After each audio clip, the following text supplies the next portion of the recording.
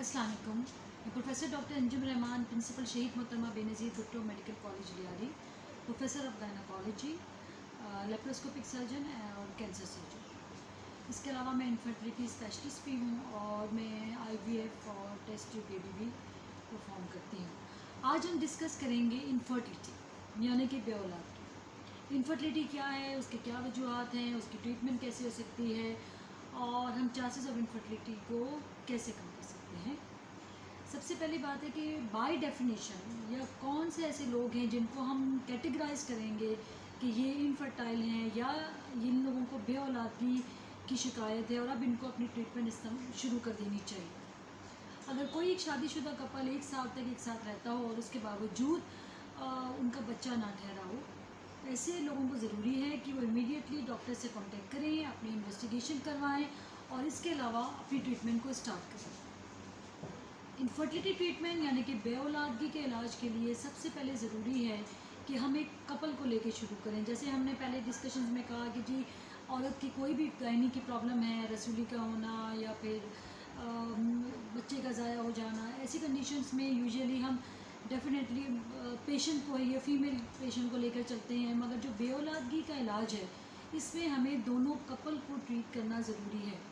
ज़रूरी नहीं है कि जी जो मेल पार्टनर है उसके अंदर ही प्रॉब्लम हो, या ये भी ज़रूरी नहीं है कि सिर्फ फीमेल पार्टनर के अंदर भी ज़रूरी है।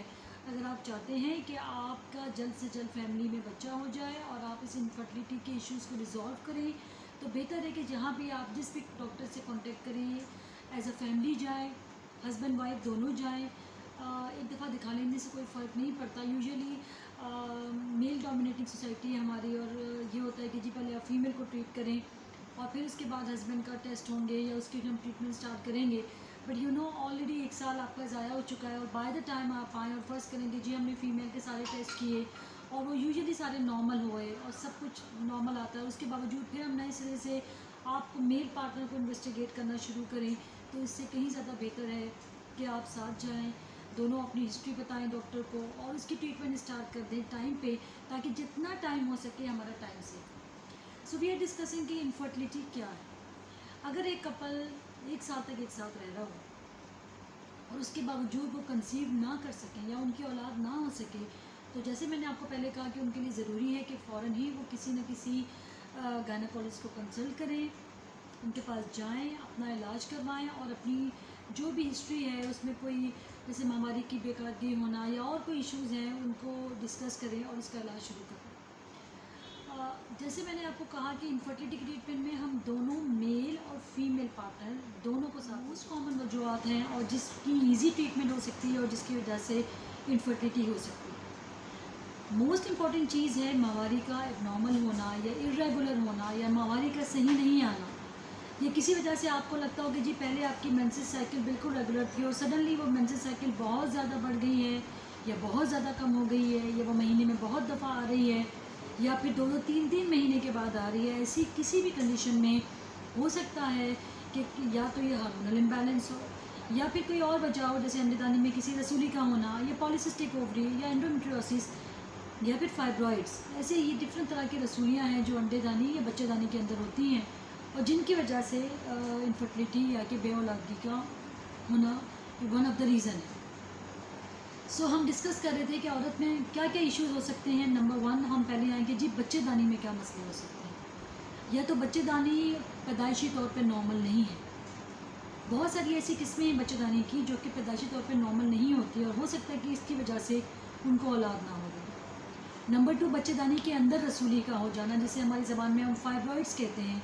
अगर ये फाइब्रॉइड्स या कि बच्चेदानी की रसूली, जिसको जो गोश्त की रसूली होती है, बहुत ज़्यादा हो, मल्टीपल हो या उस जगह पे हो जहाँ पे बच्चा रुकता है आके, ऐसी कंडीशन में फाइब्रॉइड भी एक रीज़न है इनफर्टिलिटी। इसके बाद मैंने आपसे कहा कि जी बच्चेदानी पैदाइशी तौर पर नॉर्मल नहीं है या फिर अंडेदानी के अंदर कोई रसूली हो, जैसे कि एंडोमेट्रियोसिस, खून की रसूली। इससे पहले हम डिस्कस कर चुके हैं कि एंडोमेट्रियोसिस यानी कि खून की रसूली एक बहुत इंपॉर्टेंट वजह है बेऔलादगी की और ये हर माहवारी के दौरान बढ़ती जाती है और इसकी वजह से ना सिर्फ अंडेदानी ख़राब हो सकती है बल्कि दूसरे अज़्ज़ा जो हैं औरत के, जो कि हमल के रहने में इम्पॉर्टेंट इफ़ेक्ट है या उनकी इम्पॉर्टेंट काम है, वो ये इफ़ेक्ट कर सकती है और वो ख़राब हो सकती है। इसके अलावा आपके खून के अंदर कोई ऐसे प्रॉब्लम हो, जैसे कि हार्मोनल इम्बैलेंस, थायराइड का नॉर्मल होना, या फिर पॉलीसिस्टिक ओवरी का पेशेंट हो, या फिर पर्सनली पेशेंट का और कोई हार्मोन्स है जो कि डिस्टर्ब हुआ है, जैसे एस्ट्राडियोल लेवल है, आपका FSH है, LH है। औरत के जिस्म में बहुत सारे वजूद हैं जिसमें डिफरेंट तरह के हार्मोन्स निकलते हैं, इनका बैलेंस होना बहुत ज़रूरी है। अगर ये कभी भी इम्बैलेंस होंगे तो यूजुअली पेशेंट प्रेजेंट करती है विद मेंसेस के नॉर्मल होने के साथ, मतलब बहुत दफ़ा मेंसेस उसका नॉर्मल होता है, मगर पेशेंट जब शादीशुदा रिलेशन में जाती है उसके बाद बच्चा नहीं ठहर सकता। इसकी वन ऑफ द रीज़न जो है ये हार्मोनल इम्बैलेंस है। नाउ विल स्टार्ट विद, हम पहले बच्चेदानी की रसूली से शुरू करते हैं। इसका क्या इलाज है? अगर फ़र्ज़ करें कि किसी औरत को 1 साल तक बच्चा नहीं ठहरता, तो सबसे पहले मैंने आपसे कहा कि आप अपने डॉक्टर के पास जाएं, अपनी ब्रीफ हिस्ट्री होगी, आपके कुछ टेस्ट होंगे जो कि होना बहुत ज़रूरी है। बच्चे का इलाज इसलिए महंगा नहीं है कि जी डॉक्टर महंगी है, मगर कुछ टेस्ट हैं जो बहुत ज़रूरी हैं, और अगर वो शुरू में हम उनको पिक कर लेंगे क्या इशू है, तो आपका ड्यूरेशन ऑफ इनफर्टिलिटी, यानी कि इनफर्टिलिटी का रहने का जो दौरानिया है वो कम हो जाएगा, और अल्लाह करेगा आप जल्द से जल्द कंसीव कर लेंगे। इसके अलावा कौन से सोशल फैक्टर्स हैं, जैसे स्मोकर्स हैं या अल्कोहल पीने वाले लोग हैं। स्मोकिंग सिर्फ एक्टिव स्मोकिंग मतलब है कि जी आप खुद स्मोक कर रहे हो, वो ही ना सिर्फ आपकी इनफर्टिलिटी के चांसेस को थोड़ा कम करती है, बल्कि पैसिव स्मोकर, फर्स्ट करें आपके हस्बैंड स्मोक करते हैं और आप उनके साथ हैं और आपको इनहेल करती हैं, या सेकेंडली आपके अंदर अंदर जा रहा होता है, तो वो भी आपकी बॉडी पे इफ़ेक्ट करता है। इसी तरह एक्सेसिव अल्कोहल यानी कि शराब की ज़्यादती, या इसी तरह का कोई और नशा जो है वो आपकी बच्चे की रहने की जो आपकी सलाहियत है उसको कम करता है, या हमल की सलाहियत को कम करता है। सो ये आपके जनरल फैक्टर्स हो गए। Number most important factor is age. जितना डिलेट मैरिज होगा, अगर आप शादी के बाद लंबा वक्फा करते हैं या फिर आपकी लेट मैरिज होती है, उसमें चांसेस ऑफ कंसेप्शन उतने ही कम होते जाते हैं, क्योंकि जो हमारे फॉलिकल है अंडेदानी की ताकत के बच्चा पैदा करे, वो over the time Aahista Aahista कम होना शुरू हो जाता है। सो हम डिस्कस कर रहे थे सबसे पहले कि जी अब पेशेंट डॉक्टर के पास जाएंगी, आपकी ट्रीटमेंट होगी, इन्वेस्टिगेशन होगी ना, उसकी ट्रीटमेंट क्या होगी। अगर फ़र्ज़ करें कि बच्चेदानी में कोई रसूली है, उसका बहुत आसान तरीका ये है कि जी अगर उस जगह रसूली है, देखिए छोटी छोटी बहुत सारी रसूलियाँ, और अब स्पेशली अगर आप बे औलाद हैं तो उनको नहीं छेड़ा जाता, क्योंकि जब आप वंस यू गेट प्रेगनेंट, एक दफ़ा आपका हमल ठहर जाएगा तो बहुत दफ़ा ये रसूलियाँ खुद ब खुद ख़त्म हो जाती हैं। अगर हमें लगता है कि बच्चेदानी में जो रसूली है वो उस जगह है जो कि बच्चा जहाँ पे ठहरता है, या फिर वो आपको बहुत ज़्यादा साइकिल को डिस्टर्ब कर रही है, या हमें लगता है कि ये हमल को रोकेगी, उस कंडीशन में बेहतर होता है कि हम रसूली को निकालें, या उसका साइज़ इतना बड़ा हो उस कंडीशन में हम इसको निकालते हैं, और उसके बाद बच्चेदानी को वापस बनाया जाता है। और उसके इमीडिएटली बाद जैसे आप इस चीज़ से ऑफ एंड अवे हो जाएं, जैसे आप बेहतर कंडीशन में आ जाते हैं, आप अपनी ट्रीटमेंट स्टार्ट करें, और फिर उसके बाद आपकी कंसेप्शन के चांसेस बढ़ जाते हैं। फिर हम आते हैं कि जी अंडेदानी में, जैसे हमने डिस्कस किया लास्ट ऑफ टाइम भी, एंडोमेट्रियोसिस, खून की रसूली जो कि हमल को रोकती है। ना सिर्फ ये अंडेदानी को ख़राब करती है, बल्कि ट्यूब या डिफरेंट ऑर्गन जो आपके साइड पे हैं, बच्चेदानी पेल्विस में जो औरत के होते हैं, ये उन पे इफ़ेक्ट कर रही होती है, और औरत के प्रेग्नेंट होने के चांसेस को कम करती है। अगर किसी पेशेंट को मेंसेस बहुत ज़्यादा आता है, या बहुत ज़्यादा तकलीफ़ होती है, या ओवरऑल एब्डोमेन पेन बहुत ज़्यादा रहता है, तो उसके लिए ज़रूरी है कि आप प्लीज़ डोंट वेट, आप इमीडिएटली अपने डॉक्टर के पास जाएं। स्पेशली अगर आप 1 साल या 2-3 साल से कंसीव नहीं कर रहे हैं, तो इस चीज़ का एक्सक्लूड करना ज़रूरी है, क्योंकि जितना ज़्यादा ड्यूरेशन इस चीज़ का होगा उतना ही ज़्यादा ये डिस्ट्रॉय करेगा, यानी कि आपके अज्जा को नुकसान पहुँचाएगा, और चांसेस ऑफ कंसेप्शन आपका कम हो जाएगा। इसकी ट्रीटमेंट अगर ये बहुत छोटे साइज़ का है तो हम इसमें इस रसूली को निकालते हैं, पेशेंट को मेडिकल ट्रीटमेंट पे डालेंगे, और उसके फ़ौरन बाद आपकी इनफर्टिलिटी ट्रीटमेंट शुरू हो जाएगी। पर अगर फ़र्ज़ करें कि ये इसने ट्यूबों को डिस्टर्ब कर दिया है, या डिस्ट्रॉय कर दिया है, या हमें लगता है कि मेडिसिन से आपका ट्रीटमेंट अब नहीं हो सकती, या चांसेस प्रेगनेंसी के कम हैं,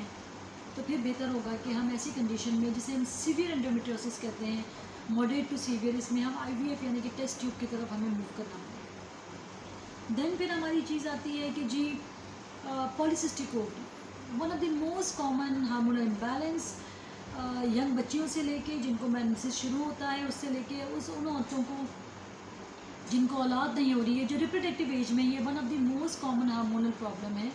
इसका ट्रीटमेंट बहुत आसान है। आपके कुछ टेस्ट होंगे, इससे इसकी डायग्नोसिस हो जाएगी और दवाओं के साथ आपका हमल ठहर सकता है। इसके अलावा हो सकता है कि जी आपको थायराइड का मसला हो या आपके ब्लड में कोई डिसऑर्डर हो जिसकी वजह से आप नहीं कंसीव कर रहे हो। सबसे इम्पॉर्टेंट बात यह है कि अगर आपने 1 साल का वक्फा आपने पूरा कोशिश किया कि जी आपका बच्चा ठहर जाए और इस कोशिश के बावजूद नहीं ठहर सकता, तो please don't wait at home. जितना ज़्यादा ड्यूरेशन आप बढ़ाएंगे उतने ज़्यादा चांसेस कंसेप्शन के आपके कम हो जाएंगे और उसके बाद मिला मौला आपको टेस्ट ट्यूब या IVF पे मूव होना पड़ेगा as per the recommendation of our college. सबसे इम्पॉर्टेंट बात यह है कि आपकी डाइटरी न्यूट्रिशन बहुत अच्छा होना चाहिए, आपकी जो एडिक्शंस है ये बहुत कम होनी चाहिए, अर्ली मैरिजेस होनी चाहिए और शुरू में आप अपनी फैमिली को जितना जल्दी हो वो कंप्लीट करें। इसका मतलब यही नहीं कि आप ईयरली हर बच्चा कंसीव करें, ठीक है, आप प्रॉपर एक कॉन्ट्रासेप्शन भी दें, मगर फर्स्ट बेबी शादी के फ़ौरन बाद बेहतर होता है कि आप अपना अवॉइड ना करें और फर्स्ट प्रेगनेंसी को as soon as possible young age में, बिकॉज जितना आप ड्यूरेशन प्रोलॉन्ग करेंगे, स्पेशली अगर कोई रिस्क फैक्टर है, कोई डिजीज़ है, कोई हार्मोनल इशू है, तो फिर आगे जाके आपको मेडिसिन के अलावा चांसेस ऑफ कंसेप्शन आपकी बहुत कम हो जाएगी। फिर आता है जी हमारा हाउ विल यू ट्रीट। अब ये तो हमने मर्ज़ को सही किया। अगर कोई कपल है जिसमें कुछ भी नहीं है, जिसको हम ज़बान में हम कहते हैं इडियोपैथी, या कोई रीज़न नहीं है, माँ जो है या फीमेल जो है वो भी बिल्कुल ठीक है, नॉर्मल है, और जो उसका हस्बैंड पार्टनर है उसके अंदर भी कोई बीमारी नहीं आती या कोई प्रॉब्लम नहीं है, स्टिल वो कपल कंसीव नहीं कर सकता, इस कंडीशन को हम कहते हैं इडियोपैथी। अगर ये कपल भी, अगर आपको लगता है कि जी सब चीज़ें नॉर्मल हैं और आपका 1-2 साल हो चुके हैं, तो प्लीज़ आप ट्रीटमेंट लें, बिकॉज ये ज़रूरी है कि उसके बाद आप मज़ीद वेट ना करें और अपनी इमीडिएट ट्रीटमेंट शुरू करें, ताकि उसके बाद टाइम पे आपकी कंसेप्शन हो। आप दोनों नॉर्मल हैं, मगर क्योंकि आपने नॉर्मली कंसीव नहीं किया 1 साल या 2 साल तक, तो बेहतर है कि अब आपको मेडिकल ट्रीटमेंट लेनी पड़ेगी ताकि जितना जल्दी हो सके आपकी कंसेप्शन हो जाए। एक दफ़ा आपकी प्रेगनेंसी हो गई तो हो सकता है नेक्स्ट प्रेगनेंसी आप, अल्लाह करेगा इंशाल्लाह, आप नॉर्मली रूटीन खुद ब खुद नेचुरल प्रेगनेंसी आपकी होने के चांसेस बहुत ज़्यादा हों। फिर जी आपका आता है कि जी अब ट्रीटमेंट क्या होती है। देखिए जी, इनफर्टिलिटी ट्रीटमेंट जो है ये मेडिसिन भी है।